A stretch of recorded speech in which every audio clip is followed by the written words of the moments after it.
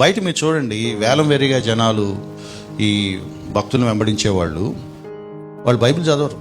మా అయ్యగారిని అంటావా అని వాళ్ళ కోపం తప్ప, లేఖనాలు అలా ఉందా లేదా తెరిచి చూద్దాము, ఆ వచనం అర్థం అదేనా, అక్కడ ఏం రాశారు ఆలోచించే టైం కూడా లేదా. ఇప్పుడు ప్రజలు ఎలా ఉన్నారంటే ఆ ఫేస్బుక్లో యూట్యూబ్లో కింద కామెంట్లు పెట్టుకుంటా బతికేస్తున్నారు తప్ప బైబిల్ చదివే సమయం వాళ్ళకి లేదు. బయట ఘోరమైన బోధలు పెచ్చరిల్లిపోతున్నాయి. బోధకుడిని బట్టి వెంబడించద్దు. నేను చాలా మంచి బోధకుడండి, నేను చాలా కాలంగా వింటున్నాను అంటే చాలా కాలంగా మంచి చేసుంటాడు. ఈరోజు చెప్పింది 90 మంచి చెప్పాడు, 91వ ప్రసంగంలో కొంచెం మెలికి పెట్టాడు. ఏం చేద్దాం? 91వది కూడా మనం బోధోద్ధం పెట్టుకొని వినాల్సిందే. నేను బోధకుడిని బట్టి వింటలేదు, దేని బట్టి వింటున్నాను?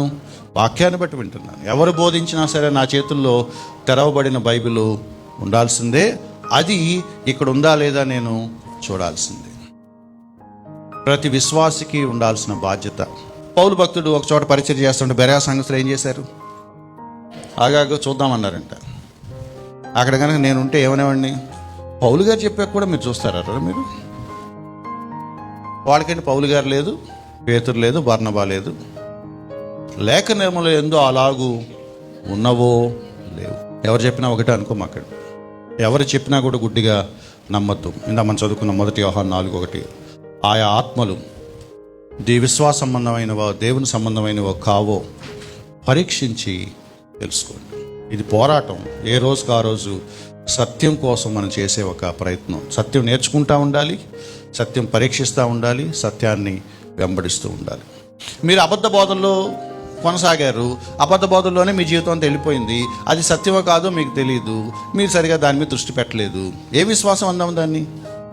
సత్యాన్ని నేర్చుకుంటే వచ్చే విశ్వాసం వేరు, దుర్బోధలు నేర్చుకుంటే వచ్చే విశ్వాసం వేరు. అవునా కాదా? ఏదైనా ఒకటే అన్నప్పుడు అది విశ్వాసం ఎందుకు అవుద్ది? ట్రూత్ సరిగా లేకపోతే ఫెయిత్ కూడా సరిగా ఉండదు.